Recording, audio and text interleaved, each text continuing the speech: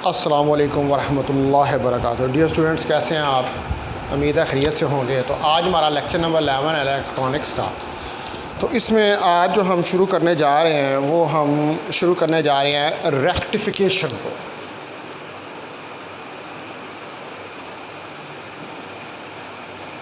ये next chapter है। अच्छा, और दूसरी बात ये है कि ये बुक जो है, ये जो मेरे पास भी बुक है इलेक्ट्रॉनिक्स की, मोहम्मद बनी अमीन की, ये किताब भी आप परचेज़ कर लें। इसके एंड के ऊपर जो है वो रिव्यू प्रॉब्लम्स भी दिए हुए हैं, क्वेश्चन भी दिए हुए हैं, एग्जांपल्स भी सॉल्व किए हुए हैं। तो आप लोगों ने इसकी जो है वो एग्जांपल्स और प्रॉब्लम्स जो हैं जो सॉल्व हुए हैं और जो शॉर्ट क्वेश्चन है उनको भी करना है, ठीक है। तो ये बुक जो है ये भी आप जो है इसको परचेज़ कर लें। ये किसी बुक वाले को ऑर्डर दे दें कि हमें ये किताब चाहिए, तो वो आपको ये सारी किताबें मंगवा देगा, ठीक है। तो ये किताब भी जो है वो आपके पास लाजमी जो है वो होनी चाहिए। तो आज हम स्टार्ट कर रहे हैं रेक्टिफिकेशन से।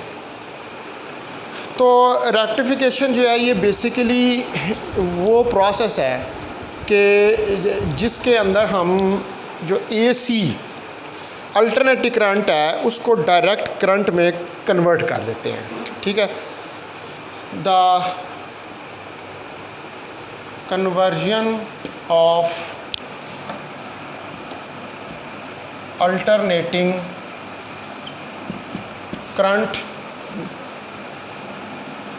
Into the direct current is known as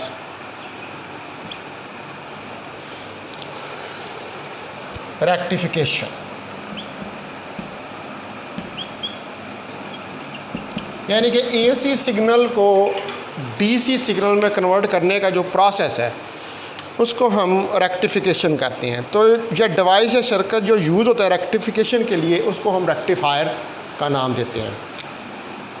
a device or circuit which is used for rectification is known as rectifier। यानी कि जो आप सर्किट जो है वो यूज़ करते हैं रेक्टिफिकेशन के लिए, उस सर्किट को या उस डिवाइस को हम रेक्टिफायर का नाम जो है वो देते हैं। यानी कि वो उसका काम क्या है, उस रेक्टिफायर का काम है AC सिग्नल को DC सिग्नल के अंदर जो है वो कन्वर्ट करना। तो एक जंक्शन डायोड जो है इसको हम यूज़ कर सकते हैं एज ए रेक्टिफायर या सेमीकंडक्टर डायोड। PN जंक्शन और semiconductor diode can be used as a rectifier. तो कोई सेमीकंडक्टर डायोड जो है ये भी एक डिवाइस है। सेमीकंडक्टर डायोड या जो आपके पास है PN जंक्शन, दोनों एक ही चीज़ें हैं। इनको आप एज ए रेक्टिफायर के तौर पर इस्तेमाल कर सकते हैं। यानी कि डायोड जो है वो रेक्टिफिकेशन कर सकता है। डायोड के अंदर ये सलाहियत मौजूद है कि वो रेक्टिफिकेशन जो है वो करे, यानी कि वो रेक्टिफाई कर दे जो सिग्नल है उस।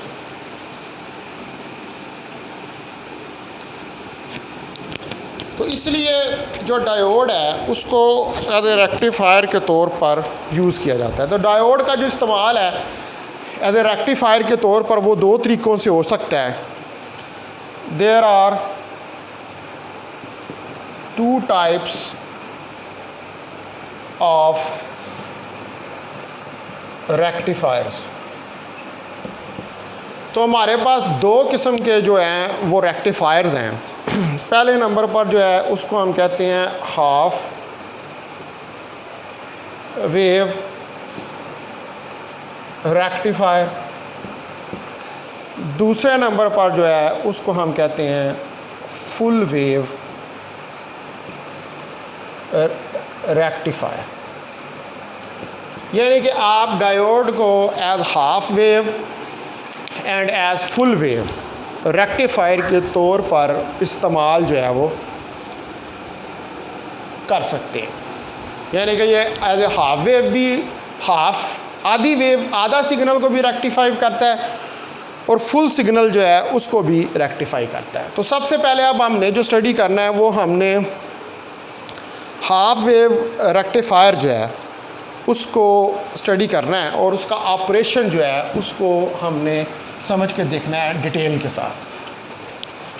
फिर उसके बाद फुल वेव रेक्टिफायर जो है उसको हम स्टडी जो है वो करेंगे। तो हाफ वेव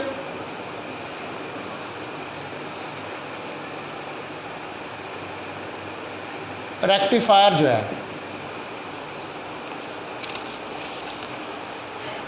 इसको हम पहले स्टडी करेंगे।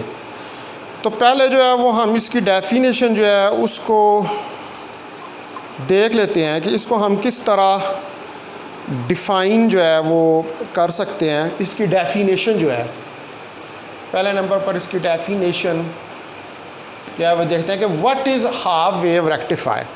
ये चीज़ें पहले भी आपने पढ़ी हुई हैं, बल्कि एफएससी से हम इन चीज़ों को पढ़ते चले आ रहे हैं। बीएससी में भी आपने इनको पढ़ा हुआ है, लेकिन यहाँ पर आप ज़रा हम इनको डिटेल के साथ जो है वो स्टडी करेंगे। तो जो हमारे पास हाफ वेव रेक्टिफायर है ये एक टाइप है रेक्टिफायर की जो कन्वर्ट करती है one half of the cycle of alternating current into pulsating DC. यानी कि एक हाफ को, आधे हिस्से को, आपको पता है कि जो एसी का साइकिल होता है वो यूँ आ रहा होता है, तो ये आधा हिस्सा इस पोर्शन को या इस पोर्शन को करेगी या इस पोर्शन को रेक्टिफाई करेगी, पूरे पोर्शन को रेक्टिफाई जो है वो नहीं करेगी। तो इसको हम क्या कहते हैं, हाफ वेव रेक्टिफायर। तो इसके लिए हम सिंगल पीएन जंक्शन डायोड जो है उसको यूज़ करते हैं। तो the type of a rectifier, वो टाइप रेक्टिफायर की which converts only, जो कि सिर्फ कन्वर्ट करती है one half of the AC current into pulsating DC current is known as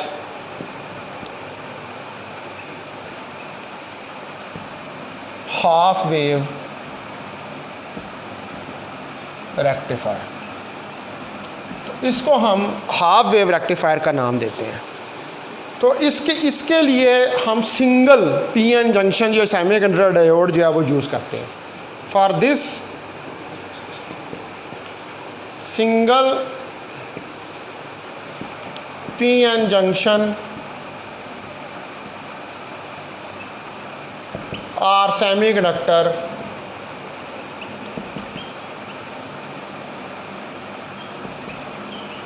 diode is used. तो इसके लिए सिंगल यानी कि एक ही डायोड से हम जो है वो हाफ वेव रेक्टिफिकेशन जो है उसको परफॉर्म कर लेते हैं। यानी कि एक डायोड लगाकर आप एक जो है पोर्शन उसको रेक्टिफाई जो है वो कर लेते हैं। अब इसका ये तो डेफिनेशन होगी। नाउ इसका प्रिंसिपल कि ये किस प्रिंसिपल के ऊपर जो है वो बेस करता है। तो बेसिकली जो इसका प्रिंसिपल है वो क्या है कि पीएन जंक्शन कंडक्ट करते हैं इन द फॉरवर्ड बायस और ये कंडक्ट नहीं करता इन द रिवर्स बायस। ये इसका प्रिंसिपल है। अ PN junction conducts in forward biased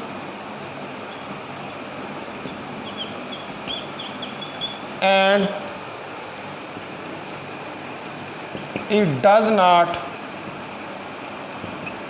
conduct in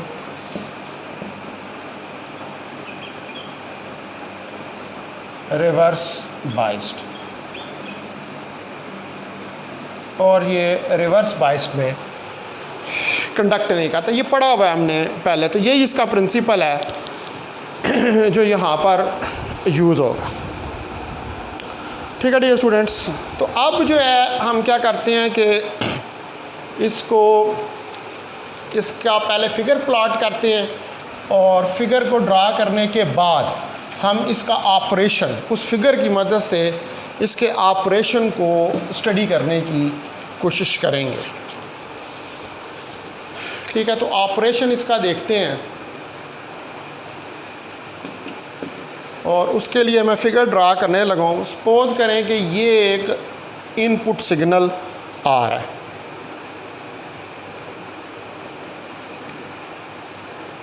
ठीक है जी। ये एक हमारे पास जो है वो इनपुट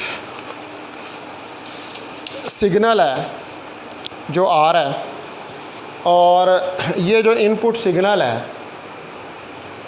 इसका मतलब है कि ये हमारे पास कुछ ऐसे वैल्यू आ रही है विद रिस्पेक्ट टू टी,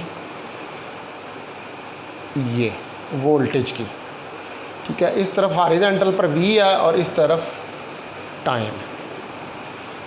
तो ये एक सिग्नल जो है ये आपके पास आ रहा है, और यहाँ पर ये एक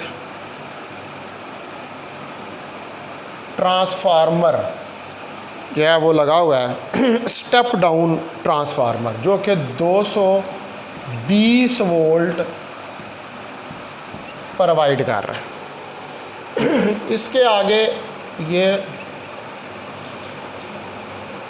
हमारे पास फिगर आ जाएगी। यहाँ पर ये डायोड जो है वो लगा हुआ है, और इसके आगे ये लोड रेजिस्टेंस जो है वो लगी हुई है आर, इसको आर एल का आप नाम ला कर दें।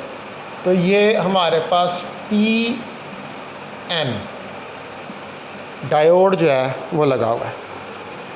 तो यहाँ पर पॉजिटिव नेगेटिव और नेगेटिव पॉजिटिव, ठीक है जी। ये डायोड डी जो है ये हमारे पास लगा हुआ है, और अब इसकी जो आपके पास आउटपुट जो आएगी इस सिग्नल की, वो आउटपुट होगी कुछ इस तरह की, यानी कि एक ही क्लिप जो है वो रह जाएगा। तो मैं यहाँ पर इसकी आउटपुट को बाकायदा ड्रा करता हूँ। तो आप देखें कि ये यहाँ से ज़ीरो से ये V और ये T हमारे पास तो अब ये हमारे पास आउटपुट आ रही है, ये एक पोर्शन बीच में से क्लिप हो गया, ये एक पोर्शन क्लिप हो गया, और यहाँ पर ये मैक्सिमम करंट IM है, ठीक है, जो फुल करंट आपको मिल रही है। तो ये डायोड जो है, अगर मैं कहूँ कि इसको D1 डायोड का नाम जो है वो दे दूँ, ये D1 डायोड है, तो ये D1 डायोड जो है इधर ये कंडक्ट कर रहा है इसके अंदर, ठीक है जी। तो ये हमारे पास फिगर है, और इसके अंदर यहाँ पर ये जो प्लस माइनस है, ये इधर VDC वोल्टेज जो है ये आपको मिल रहा है, और इस वोल्टेज के अंदर आपके पास जो ये वाला टर्मिनल है, इसको आप बेशक ग्राउंड जो है वो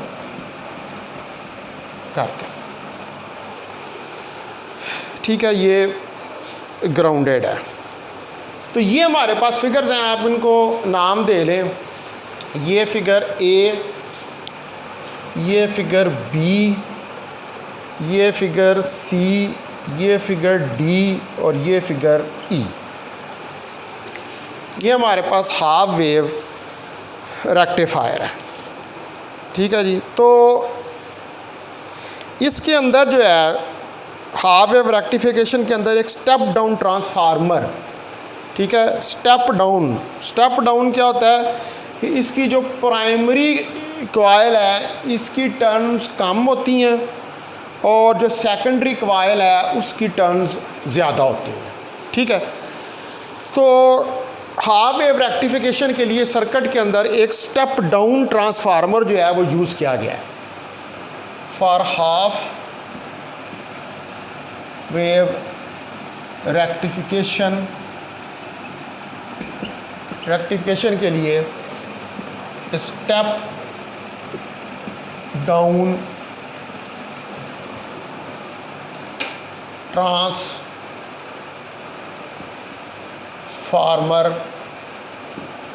इज़ यूज्ड। तो स्टेप डाउन ट्रांसफार्मर में प्राइमरी की जो नंबर ऑफ़ टर्न्स हैं वो कम होती हैं। आप चलें इसको ज़रा सही कर लेते हैं हम फिगर को। ये देखें, ये नंबर ऑफ़ टर्न्स कम है और सेकेंडरी की जो नंबर ऑफ़ टर्न्स हैं वो ज़्यादा हैं। तो ये एक स्टेप डाउन ट्रांसफार्मर है जिसको हमने यूज़ किया गया है। अब यहाँ पर जो डायोड है वो कनेक्टेड है रेजिस्टेंस के साथ आउटपुट पर, और ट्रांसफार्मर जो है वो कनेक्टेड है इनपुट के ऊपर, ठीक है। तो diode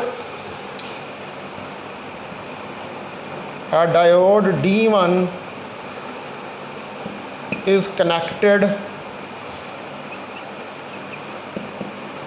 with the resistance RL at the output। ये आउटपुट के ऊपर इससे कनेक्टेड है।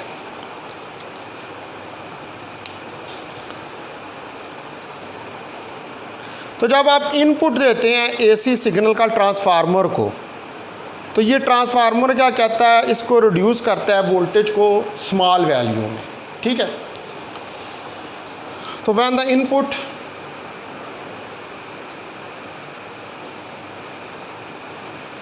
input of AC is given to the transformer, ठीक है। जब आप इनपुट जो है एसी की वो देते हैं ट्रांसफार्मर को, अब ट्रांसफार्मर कोर्स है यहाँ पर आपके पास, ट्रांसफार्मर जो है वो स्टेप डाउन ट्रांसफार्मर है। तो स्टेप डाउन ट्रांसफार्मर जो है वो क्या करेगा, वो रिड्यूस करेगा वोल्टेज की वैल्यू को, ठीक है। तो it will reduce voltage to a small value. तो ये वोल्टेज को स्मॉल वैल्यू में रिड्यूस जो है वो कर देगा, यानी कि वोल्टेज आपका जो है वो कम हो जाएगा, क्योंकि स्टेप डाउन ट्रांसफार्मर का काम यही होता है कि ये वोल्टेज की वैल्यू को रिड्यूस कर देता है। तो जब पॉजिटिव हाफ साइकिल आता है आपके पास, पॉजिटिव हाफ साइकिल जो है एसी का वो पहुंचता है पॉजिटिव टर्मिनल ऑफ डायोड तक, तो जो आपका डायोड है वो फॉरवर्ड बाइस हो जाता है, और जब वो फॉरवर्ड बाइस हो जाता है तो ये कंडक्टिंग स्टेट के अंदर आ जाता है, ठीक है। तो ये ज़रा फिगर ये वाली मैं भी फ़िलहाल यहाँ पर बता रहा हूँ कि मेरे पास बोर्ड पे जगह नहीं रही है, ठीक है। ये मेन फिगर अभी मैं रहने दूँगा। तो जब when half cycle of AC, तो जब हाफ साइकिल जो है वो एसी का reaches the positive terminal of diode, जब वो पॉजिटिव टर्मिनल ऑफ डायोड तक पहुंचता है, ठीक है जी। हाफ साइकिल जो एसी का है, जब वो पॉजिटिव टर्मिनल ऑफ डायोड तक पहुंचता है तो डायोड जो है, the diode becomes forward biased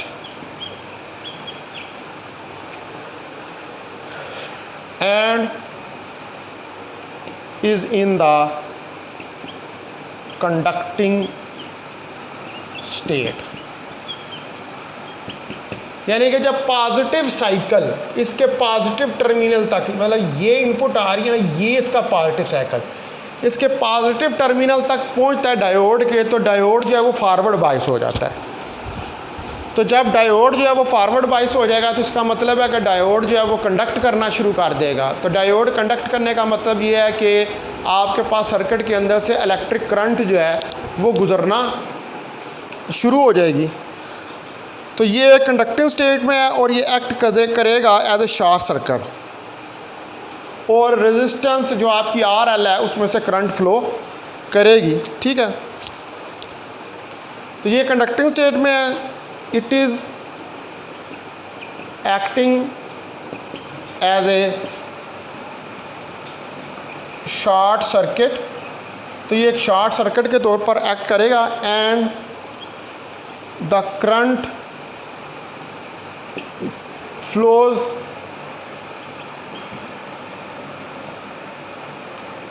through RL, तो करंट जो है वो RL में से फ्लो जो है वो करेगी, यानी कि RL में से करंट जो है वो गुजरनी शुरू हो जाएगी।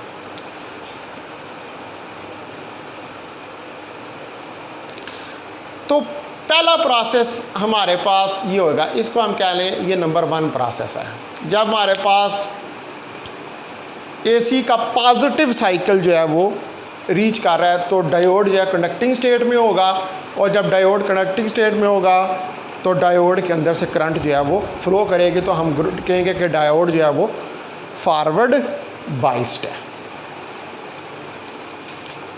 ठीक है जी, यहाँ पर ये AC का ये 220 वोल्ट का सिग्नल आप।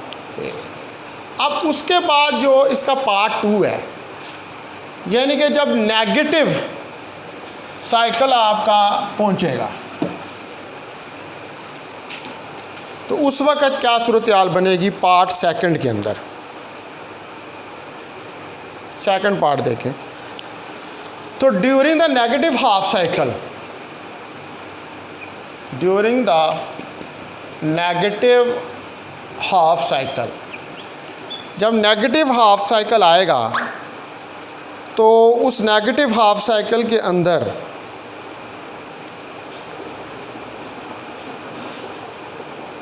आपका डायोड जो है वो क्या होगा, वो रिवर्स बाइट हो जाएगा। तो the diode D1 becomes reverse biased, तो डायोड जो है वो रिवर्स बाइस्ड हो जाएगा।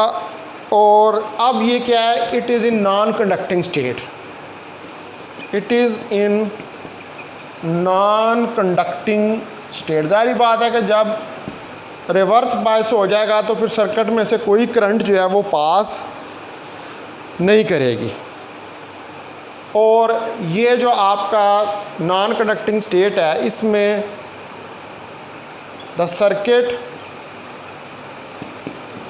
Act as the open circuit, तो सर्किट जो है वो एक्ट करेगा एक ओपन सर्किट की तरह। ओपन सर्किट का मतलब है कि जिसके अंदर से इलेक्ट्रिक करंट जो है वो फ्लो नहीं कर रहा। हमने पहले ये पढ़ा है कि रिवर्स बायस जब होता है तो रिवर्स बायस के अंदर पोलैरिटीज़ जो हैं वो चेंज हो जाती हैं सोर्स की, नेगेटिव पॉजिटिव, पॉजिटिव नेगेटिव हो जाता है। तो पोलैरिटीज़ के चेंज होने की वजह से जो डिप्लीशन रीजन है उसकी विड्थ बढ़ जाती है, पोटेंशियल बैरियर बढ़ जाता है। इस वजह से रिवर्स बायस के अंदर डायोड में से करंट गुजरना जो है वो बंद हो जाती है।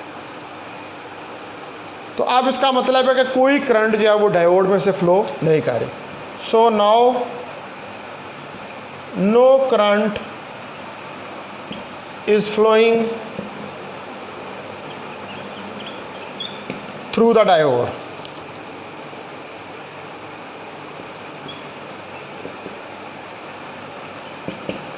तो इसका मतलब है कि अब डायोड जो है इसके अंदर से कोई करंट नहीं गुजरी क्योंकि ये रिवर्स बाइस्ड के अंदर है।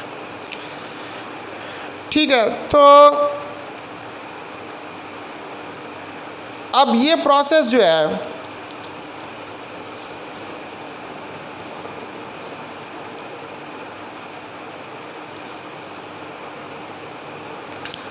तो यहाँ पर हम ये देख सकते हैं कि करंट जो है वो फ्लो करती है आर।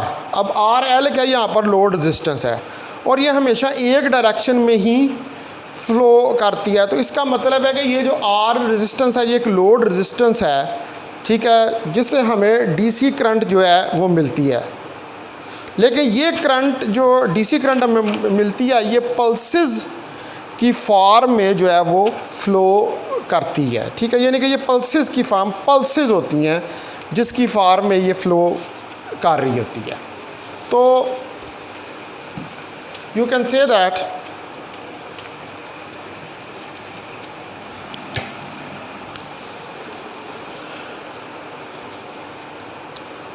अब हमारे पास कोई करंट जो है वो एग्जिस्ट नहीं कर रही लोड के अंदर। Now no current exist in load. अब लोड क्या है ये वाला, यहाँ पर लोड के अंदर जो है वो कोई करंट जो है वो एग्जिस्ट नहीं कर रही। तो अब जो करंट है, the current through load resistance RL is only in one direction।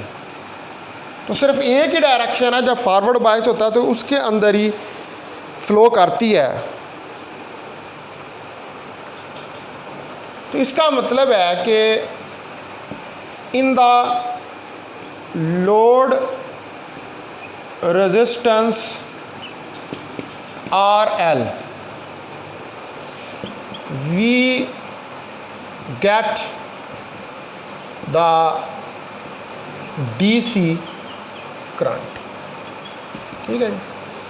अब जो DC करंट होती है वो हमेशा एक ही डायरेक्शन में फ़्लो करती है। AC जो होती है उसकी एक डायरेक्शन नहीं होती, जो आपकी DC करंट होती है उसकी एक डायरेक्शन होती है। तो अब ये लोड में से जो यानी कि जब इस लोड में से जो करंट गुजर रही है वो एक ही डायरेक्शन में गुजर रही है, तो इसका मतलब है कि ये लोड में से जो करंट गुजर रही है वो DC करंट जो है वो गुजर रही है। अब अगेन जो है नेक्स्ट पॉजिटिव साइकिल है उसमें डायोड फॉरवर्ड बायस हो जाएगा और flow of current take place करेगा। फिर नेगेटिव साइकिल आएगा तो फ्लो ऑफ करंट स्टॉप हो जाएगा। तो इसका मतलब है कि जो फ्लो ऑफ करंट है वो सिर्फ हाफ साइकिल के लिए है और वो पॉजिटिव साइकिल है, इसलिए हम कहते हैं कि circuit is half wave rectifier, ठीक है। तो इसलिए हम इस सर्किट को हाफ वेव रेक्टिफायर का नाम जो है वो देते हैं, ठीक है जी। तो again during the positive cycle, दोबारा जब पॉजिटिव साइकिल जो है वो आएगा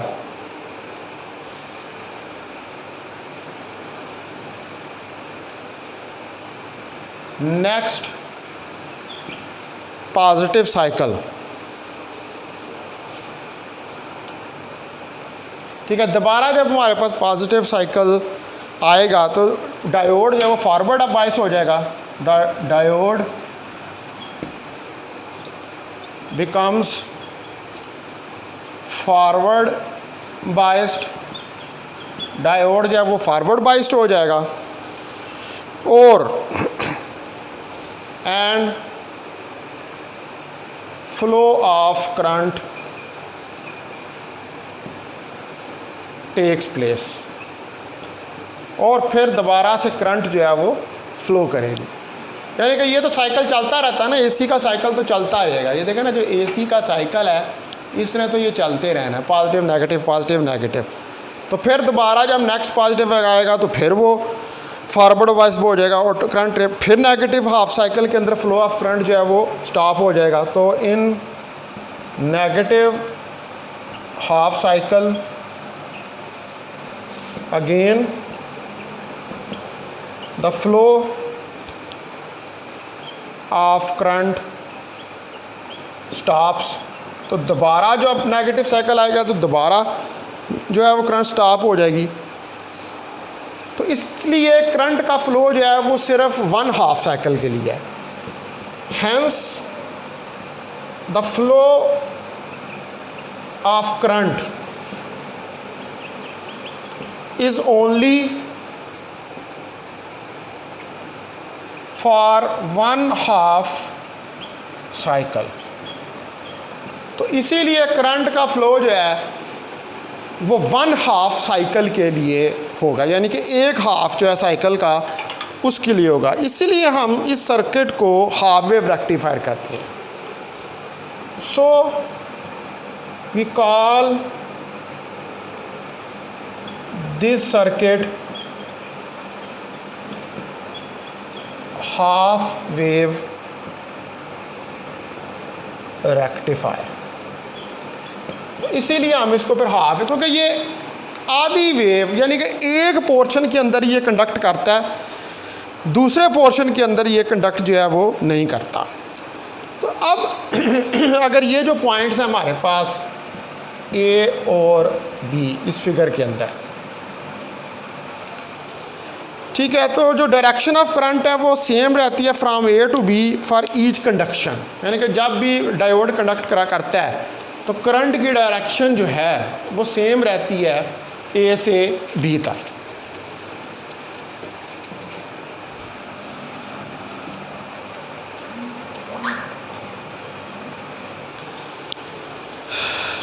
तो as the direction of current is remain same from A to B, एक जैसी रहती है A से B तक for each conduction, her conduction के लिए। यानी कि जब भी पॉजिटिव साइकिल आता है और कंडक्शन होती है तो करंट की डायरेक्शन जो है वो ए से बी तक एक जैसी रहती है। तो हमें क्या मिलता है भाई यहाँ पर एक unsmooth, so we get an unsmooth DC which contains ripples, जिसके अंदर के रिपल्स होते हैं, that is a bit AC, यानी कि जिसके अंदर थोड़े से AC के रिपल्स होते हैं। ठीक है, कंपोनेंट्स अलॉन्ग DC। ठीक है, तो DC के अलॉन्ग कुछ जो है वो हमारे पास कंपोनेंट्स होते हैं, ठीक है, AC के, यानी कि पूरी प्यूरिफिकेशन जो है वो नहीं होती, वो कुछ ना कुछ कंपोनेंट्स जो हैं वो साथ AC के आ रहे होते हैं, और वो जो AC के कुछ कंपोनेंट्स आ रहे होते हैं उनको हम रिपल फैक्टर्स का नाम जो है वो देते हैं कि ये रिपल फैक्टर्स जो हैं ये हमें मिल रहे हैं। ठीक है, तो अब आप जो है इसको ये देख सकते हैं कि नाउ यू कैन सी कि रिपल्स, अब जारी बात है कि ये रिपल्स भी हमें रिमूव करने के पड़ेंगे, तो उसके लिए फिर वो, क्योंकि ये पल्सेटिंग DC आ रही है, पल्सेस की फॉर्म में आ रही है, कुछ कुछ थोड़े थोड़े रिपल हैं इसके अंदर। तो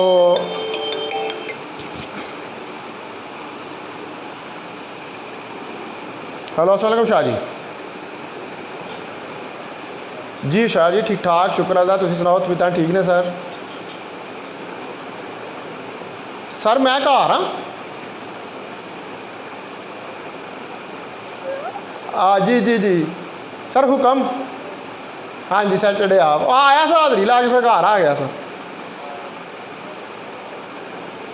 वो शाह जी मैंने नाल ना होई सी गल अकबर शाह होरां दी, वो मैं ना असल च फुफ्फो ने उन्हों का ऑपरेशन अख का तो वो करवाना वे तो वो ना असल च टुर भी नहीं सकते सही तरह, तो वो कज़न मेरा कल्ला लैके जा नहीं सकता उन्होंने, तो नाल मैं जाना है। सर ए वेख लो तुसी, लेकिन वो जो जा रहे हैं 9-10 जान दो तुसी उन्होंने, रेडी ने।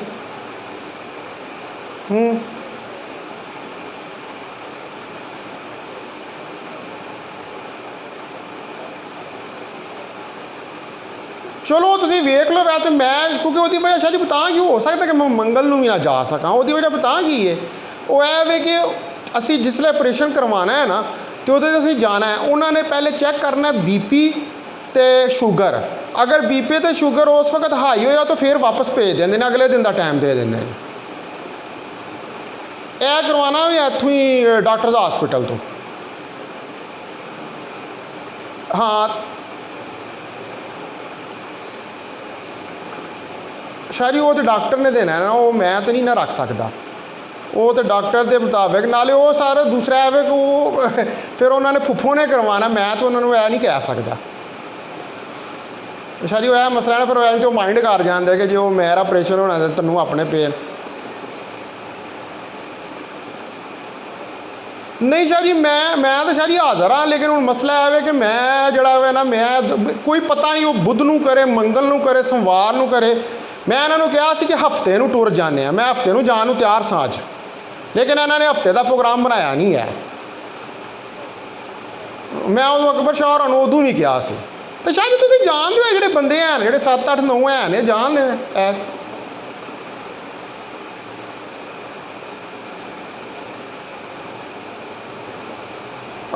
तो वो मैं शाह जी मैं पैसे कंट्रीब्यूट कर देंगा, तो वो तो कोई मसला नहीं है, वो तो मैं तुम्हें कंट्रीब्यूशन मैं कर देंगा पैसे का तो कोई इशू नहीं।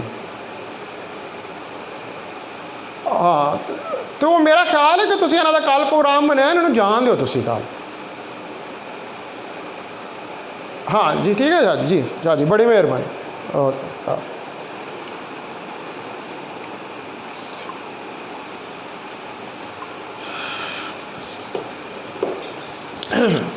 डियर स्टूडेंट, ये बीच में कॉल आ गई थी तो इसके लिए माजरत। तो हम जो है यहाँ पर ये स्टडी कर रहे थे कि हमारे पास जो है अब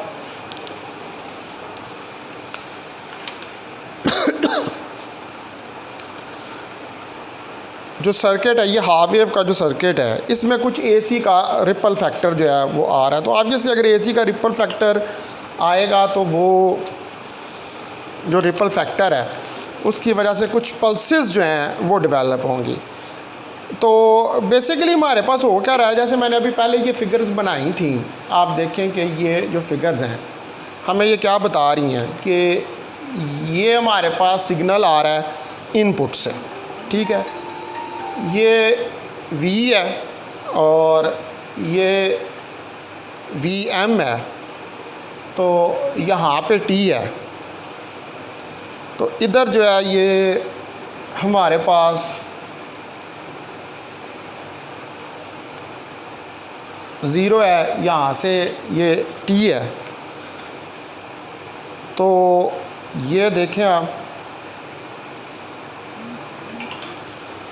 ये हमारे पास आ जाएगा। और इधर से आप देखें कि ये जो IDC है, ठीक है, ये IDC आ रहा है और यहाँ पर ये मैक्सिमम करंट जो है ये IM आ रही है, और ये T और ये हमारे पास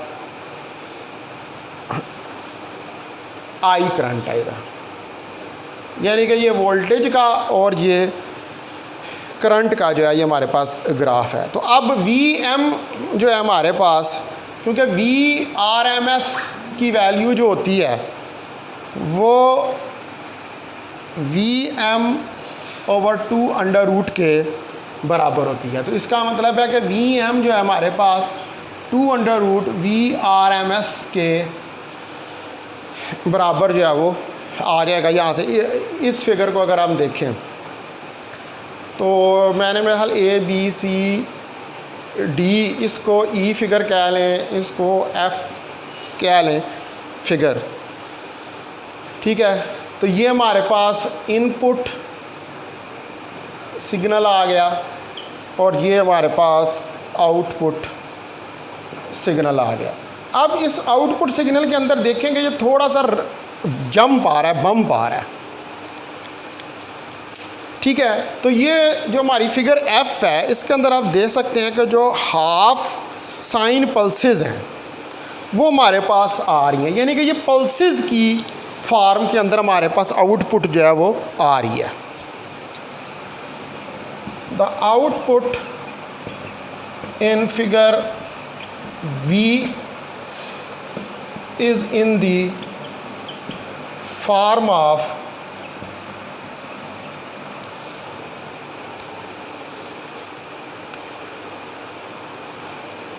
जो फिगर बी है वो इस फॉर्म में है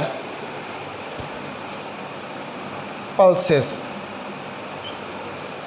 यानी कि जो आउटपुट है फिगर बी के अंदर वो पल्सेस की फॉर्म में है of sine wave, sine wave की पल्सेस की फॉर्म के अंदर,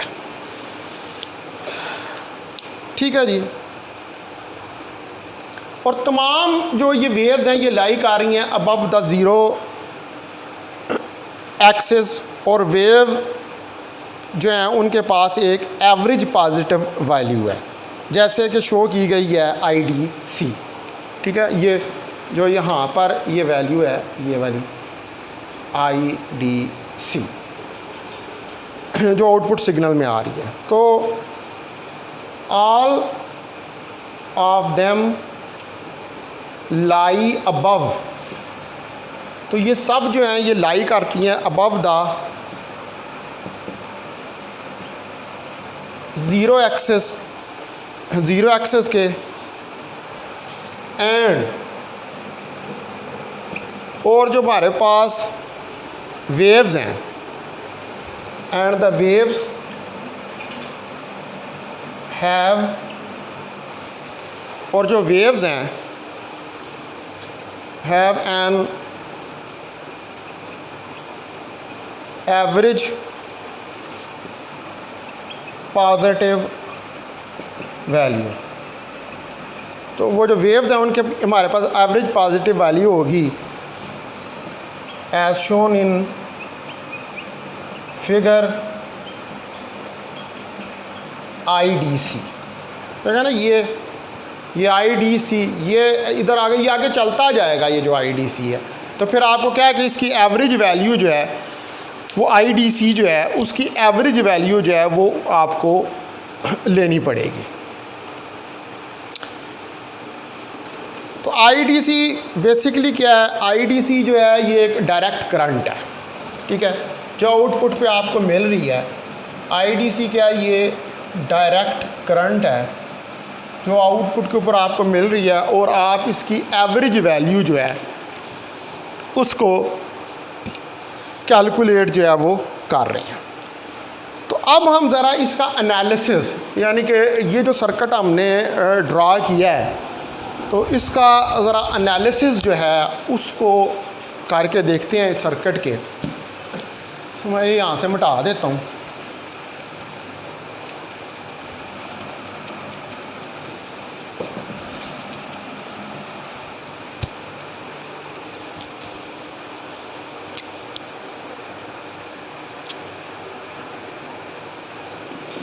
अगर हमारे पास Vm जो है वो पीक है AC वोल्टेज की, if Vm is the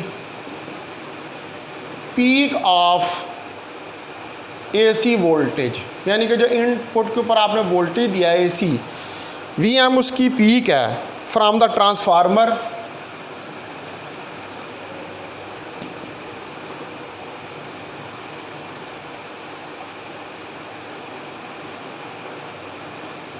transformer से, and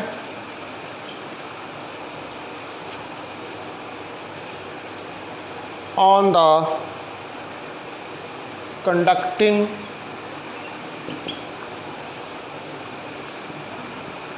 half cycle.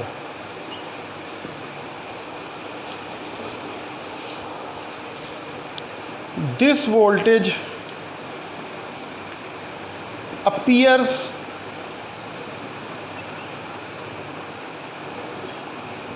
across RL। तो ये वोल्टेज जो है ये RL के अक्रॉस जो है वो अपीयर होगा, यानी कि जो ट्रांसफार्मर से आप जारी बात है जो इनपुट वोल्टेज दे रहे हैं वो ट्रांसफार्मर आगे लगा हुआ है, ट्रांसफार्मर क्या करेगा उस इनपुट वोल्टेज को स्टेप डाउन करेगा, स्टेप डाउन करके वो वोल्टेज जो है उसकी वजह से डायोड जो है वो कंडक्ट करेगा, रिवर्स फॉरवर्ड बाइस होगा। ठीक है, तो ये वोल्टेज जो है ये फिर आपके पास अपीयर होगी, यानी कि करंट जो है उस वोल्टेज की वजह से आपके पास अपीयर होगी आउटपुट के ऊपर। तो जो पीक है आपके पास करंट पल्स की, so the peak of current pulse, यानी कि जो करंट पल्स की हमारे पास पीक आएगी वो पीक जो है वो हमारे पास आएगी IM VM over R resistance के बराबर। ठीक है, और यहाँ से जो IM VM ओवर R है, इधर VM जो है हमारे पास इक्वल है 2√VRMS के।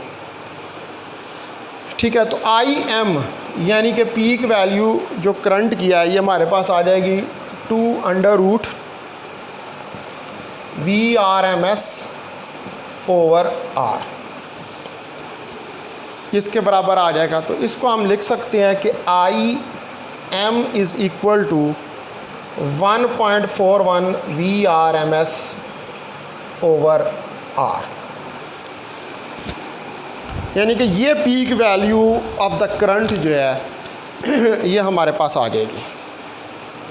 ठीक है डियर स्टूडेंट्स, तो इसको आप कह दें कि that is equation number 1।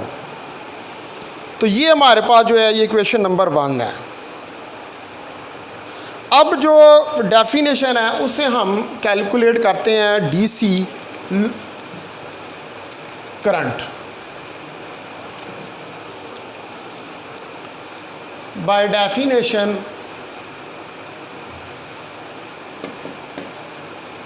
now we will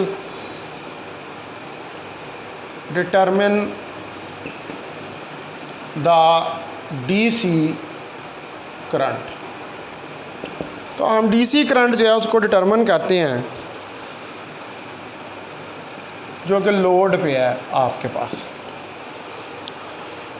तो IDC हमारे पास जो आएगा वो IM ओवर पाई के बराबर आएगा, और VDC जो है ये हमारे पास VM ओवर पाई के बराबर आएगा। तो IDC जो है इसके अंदर अगर मैं IM की वैल्यू जो है वो सब्स्टिट्यूट करूं तो VM ओवर पाई R के बराबर ये आ जाएगा, यानी कि IDC आपके पास VM ओवर पाई R के बराबर आ जाएगी। IDC इसको इक्वेशन नंबर 2 का नाम आप दे दें।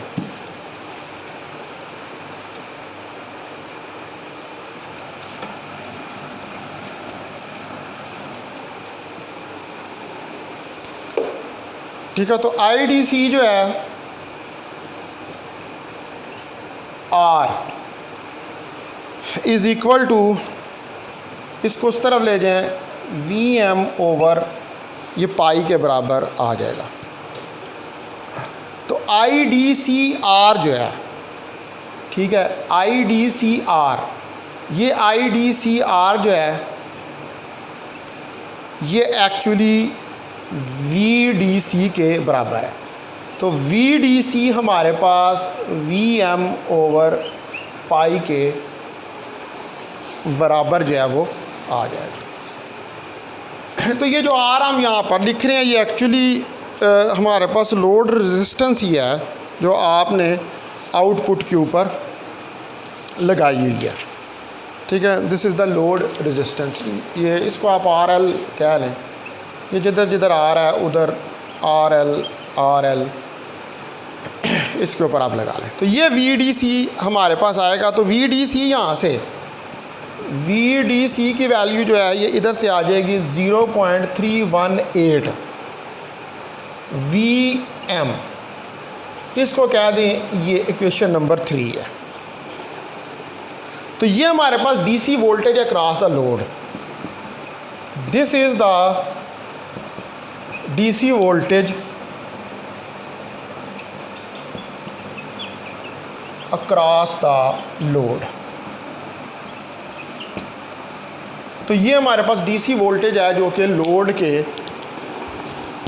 अक्रॉस है, ठीक है डियर स्टूडेंट्स। अब आप आ जाएं दूसरा जो है हमारे पास, ये तो फॉरवर्ड की बात होगी। Now you will come on reverse half cycle, ठीक है। अब जो दूसरा साइकिल है ये तो फॉरवर्ड में हमने कैलकुलेट की हैं वैल्यूज़। तो अब अगर हम रिवर्स हाफ साइकिल में आ जाएं तो on the reverse half cycle, तो हमारे पास जो रिवर्स हाफ साइकिल है the diode is the open circuit. तो डायोड जो है वो क्या है, वो हमारे पास एक ओपन सर्किट है, यानी कि एक ओपन सर्किट के तौर पर काम कर रहा है। तो जितना वोल्टेज ट्रांसफार्मर से आ रहा है वो अपीयर होगा cross the diode. The entire voltage from transformer will appear across the diode। तो वो सारा जो है वो डायोड के क्रॉस जो है वो अपीयर होगा। तो जो पीक है वेव की at the peak of wave, जब वेव की पीक आएगी तो दिस इज़ वी एम। तो ये वोल्टेज जो क्रॉस हो रहा है अपीयर डायोड के, ये किसके बराबर हो जाएगा, ये वी एम के बराबर हो जाएगा। तो इसका मतलब है कि जो इंसुलेटिंग डिप्लीशन रेल है डायोड के अंदर वो विथस्टैंड कर रही है इस पीक रिवर्स वोल्टेज के साथ in order to prevent the current. यानी कि वो जो ये वोल्टेज है इसकी वजह से जो लेयर है हमारे पास डिप्लीशन रीजन की वो स्पीड वोल्टेज के साथ स्टैंड कर रही है, जिसकी वजह से सर्किट के अंदर से कोई करंट जो है वो फ्लो नहीं कर रही। यानी कि ये वोल्टेज जो स्टैंड कर रहा है यहाँ पर क्रॉस द डायोड, ये मज़ीद करंट को डायोड में से गुजरने से रोक रहा है, ठीक है। तो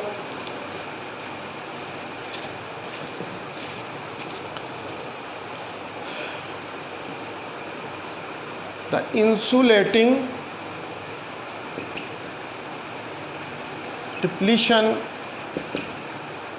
लेयर, जो इंसुलेटिंग डिप्लीशन लेयर है आपके पास इन द डायोड, डायोड में हैज़ टू विथस्टैंड, ये जो है विथस्टैंड करेगी the peak voltage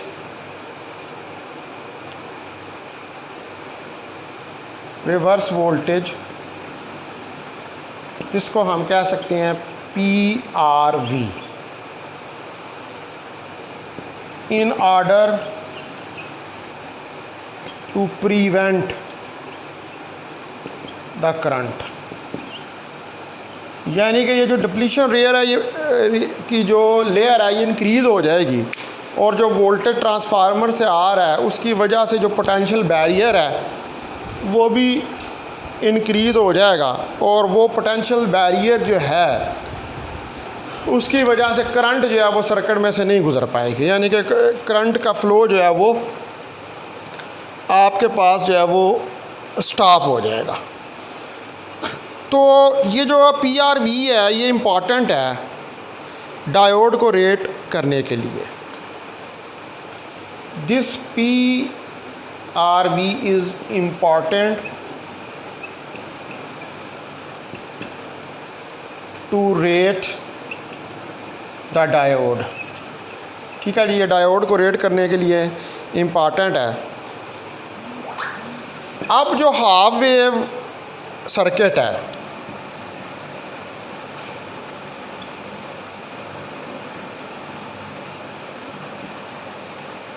half wave circuit के लिए जो VM है वो PRV के लिए, यानी कि पीक रिवर्स वोल्टेज के बराबर है। वो पीक रिवर्स वोल्टेज के बराबर है, यानी कि मैक्सिमम वोल्टेज जो है वो पीक रिवर्स वोल्टेज जो है वो उसके बराबर आपके पास आ रहा है। तो इसका मतलब है कि जो एवरेज करंट रेटिंग है डायोड की, ठीक है, यानी कि डायोड ज़ाहिर बात है एवरेज करंट रेटिंग का मतलब है कि डायोड फॉरवर्ड बाइस में भी आ रहा है और रिवर्स बाइस में भी आ रहा है। तो जो the average current rating of diode, तो जो एवरेज करंट रेटिंग है डायोड की selected for the particular application, तो इसको आप सेलेक्ट करते हैं किसी पर्टिकुलर एप्लीकेशन के लिए, मस्ट बी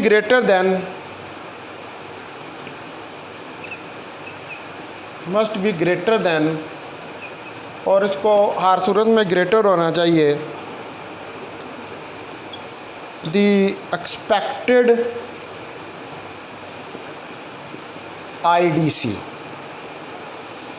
जो IDC है ऑफ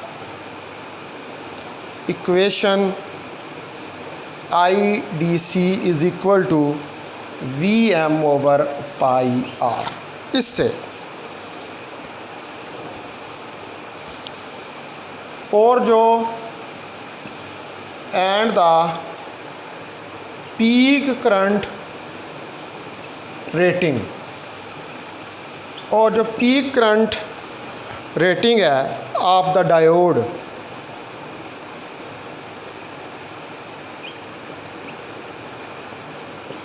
मस्ट बी ग्रेटर, इसको भी ग्रेटर होना चाहिए than the expected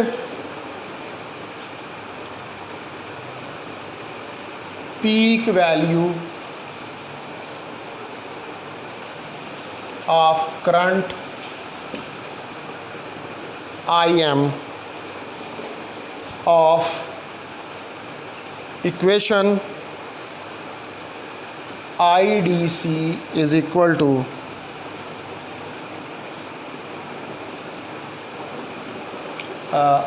of equation IM। जो IM है हमारे पास वो कितनी थी 1.41 VRMS ओवर R। इससे तो जो एवरेज करंट रेटिंग आप डायोड की वो एक पर्टिकुलर एप्लीकेशन से हम उसको सिलेक्ट करेंगे और वो क्या होगी कि it must be greater than the expected IDC, यानी कि जो एक्सपेक्टेड IDC यानी कि जो आउटपुट पर आपको वोल्टेज मिल रही है इसको उससे ग्रेटर होना चाहिए, और जो प्रीट करंट रेटिंग है डायोड की वो भी जो आपने पहले कैलकुलेट की है IM उससे उसको ग्रेटर जो है वो होना चाहिए। तो तब आप डायोड जो है उसको रेट कर सकते हैं कि आपका डायोड जो है वो कैसे वर्क कर रहा है।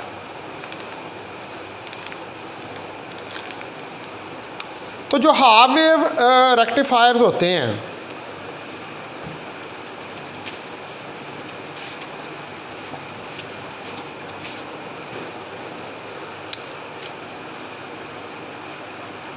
फॉर हाफ वेव रेक्टिफायर, जो आपका हाफ वेव रेक्टिफायर है इसके लिए जो पीक करंट है वो I M is equal to V M over R के बराबर होती है, और यहाँ पर वी एम जो है वो 2√V RMS के बराबर होता है। और एवरेज करंट जो है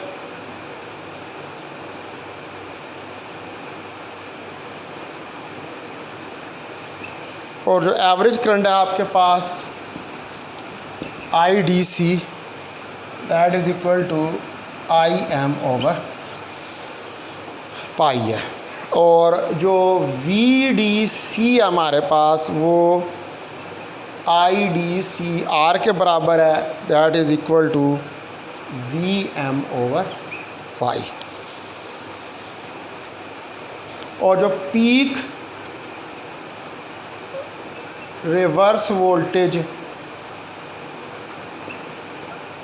रेटिंग है that is equal to PRV is equal to VM। ये सारी इक्वेशंस जो हैं इसकी समरी है जो हमने अभी तक जो है वो कैलकुलेट की हैं। अब इसके अंदर जो है एक फैक्टर आ जाता है जिसको हम कहते हैं रिपल फैक्टर,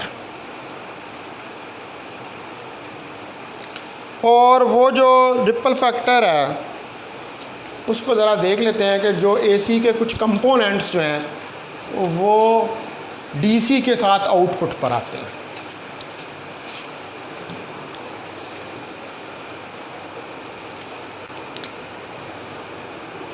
तो रिपल फैक्टर,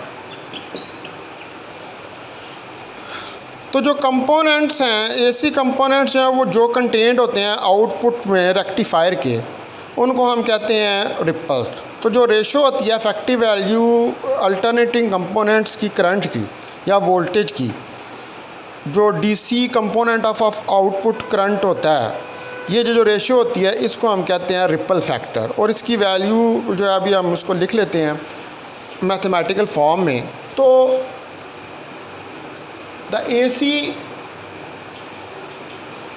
कंपोनेंट्स कंटेन्ड, जो AC कंपोनेंट्स आपके पास कंटेन्ड होते हैं इन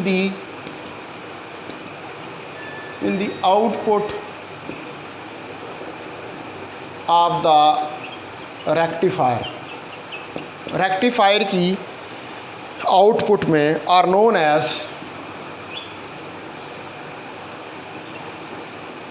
एज रिपल्स। इनको जो है हम रिपल्स का नाम देते हैं। तो ये बेसिकली क्या है, इसको डिफाइन कैसे करेंगे? The ratio of effective value of alternating current, जो इफेक्टिव वैल्यू है अल्टरनेटिंग करंट जो आप इनपुट से दे रहे हैं, करंट कंपोनेंट्स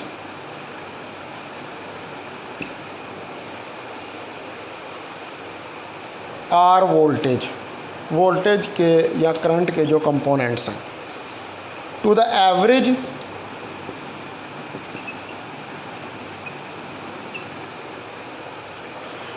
DC, जो एवरेज DC है, to the average DC value of output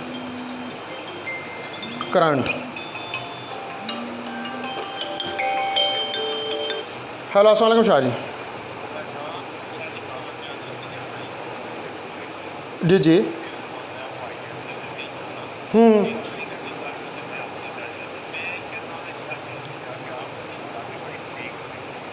आहो तो IS कर लैना। हाँ बिल्कुल बिल्कुल बिल्कुल।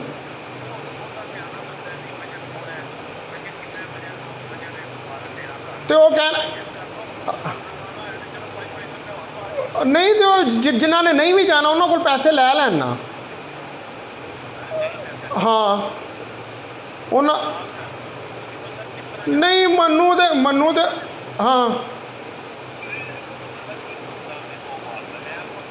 अच्छा नहीं असल तो जो मनु उन्होंने सवेर का फोन वो लगे हुए हैं करन जी तुम अपनी गड्डी लैके जाओ। मैं कहा यार मैं उत्थे आंटी का ऑपरेशन करवाना है तो मैं नहीं जा सकता। नहीं नहीं मैं तो जाना ही ना, आंटी का ऑपरेशन है सोमवार वाले दिन अखां का, उन्होंने मोतिये का ऑपरेशन है। वो पता नहीं वो सोमवार को होंगे, मंगल को होंगे, बुध को होंगे। मैं उन्होंने कहा जी जाना जी हफ्ते में मैं जान को तैयार हाँ ठीक है, पर हफ्ते शायद वो पता नहीं ना होंगे। मेरी गल सुनो, वो ऐ होंगे वे कि सोमवार ਨੂੰ ਜਾਈ ਉਹਨਾਂ ਦਾ ब्लड ਪ੍ਰੈਸ਼ਰ ਵਧਿਆ ਹੋਵੇ ਜਾਂ ਉਹਨਾਂ ਦੀ ਸ਼ੂਗਰ ਵਧੀ ਹੋਵੇ तो फिर कम अगले दिन तो पा ਦਿੰਦੇ ਨੇ। ਉਹਨੂੰ ਕਹੋ ਕਿ ਤੁਸੀਂ ਜਿਹੜਾ ਹੈ ਨਾ ਜਨਾਬ ਤੁਸੀਂ IS ਕਰਾ ਲਓ ਜਾਂ ਕਿਸੇ ਹੋਰ ਦੀ। ਉਹਦੇ ਕੋਲ ਅਕਬਰ ਸ਼ਾਹ ਕੋਲ ਵੀ ਤਾਂ ਗੱਡੀ ਹੈ ਵੇ, ਉਹਦੇ ਤੇ ਟੁਰ ਜਾਣ।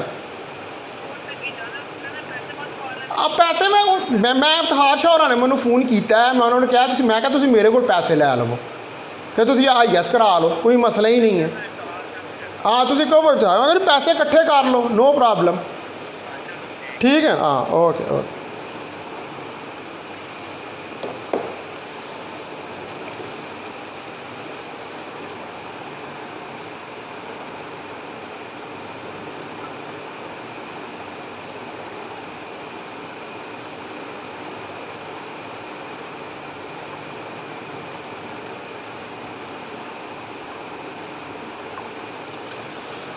सॉरी डियर स्टूडेंट्स, ये मोबाइल आन होने का यही मसला होता है कि बस ये बार बार डिस्टर्बेंस होती है। तो हम पढ़ रहे हैं रिपल फैक्टर। तो जो हमारे पास कंपोनेंट है एवरेज DC का, यानी कि जो हमारे पास आउटपुट करंट है, ठीक है, एवरेज DC आपको किधर मिल रही है, वो आउटपुट करंट के ऊपर मिल रही है, या जो वोल्टेज है या जो हमारे पास वोल्टेज है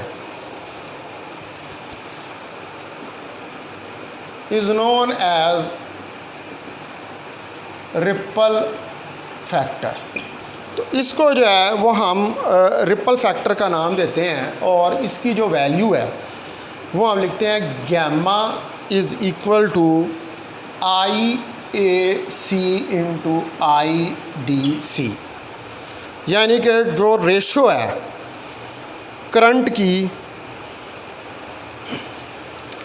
AC के लिए और DC के लिए, उस रेशो को हम इस रिपल फैक्टर गैमा से कहते हैं। तो जो हमारा हाफ वेव रेक्टिफायर है, इन हाफ वेव रेक्टिफायर, जो आपका हाफ वेव रेक्टिफायर, ये जो अभी हमने सारा स्टडी किया है, रिपल फैक्टर जो है वो एक्सीड कर जाता है एवरेज DC वैल्यू से, ठीक है। तो the ripple factor exceeds the average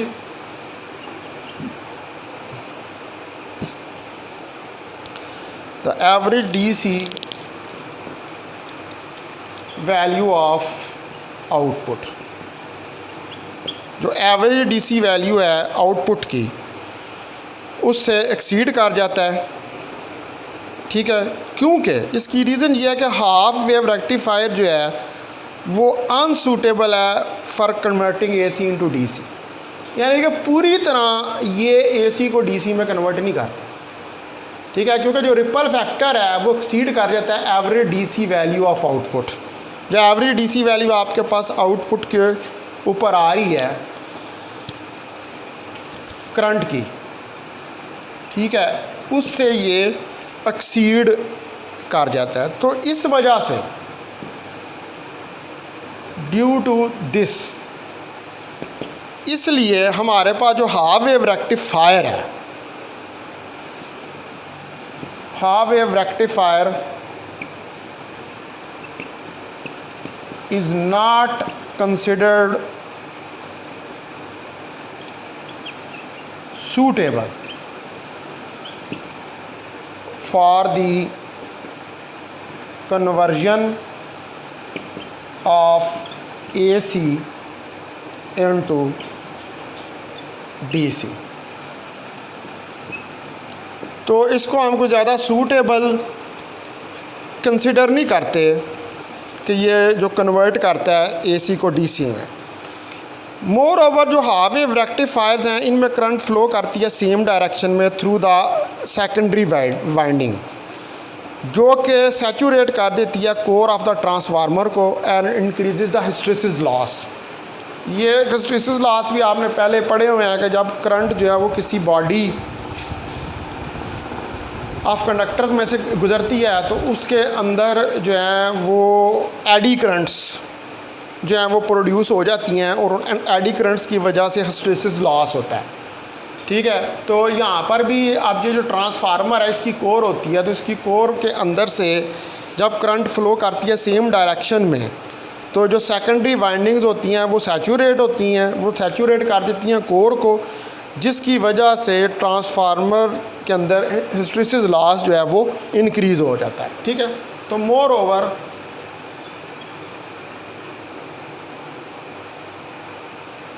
in half wave rectifiers, जो हाफ वेव रेक्टिफायर्स हैं, the current flows in same direction. जो करंट है वो फ्लो करती है same direction through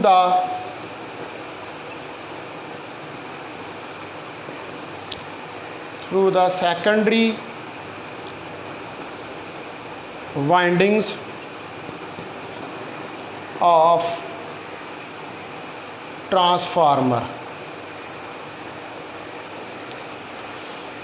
which saturates, जो कि सैचुरेट्स कर देता है द कोर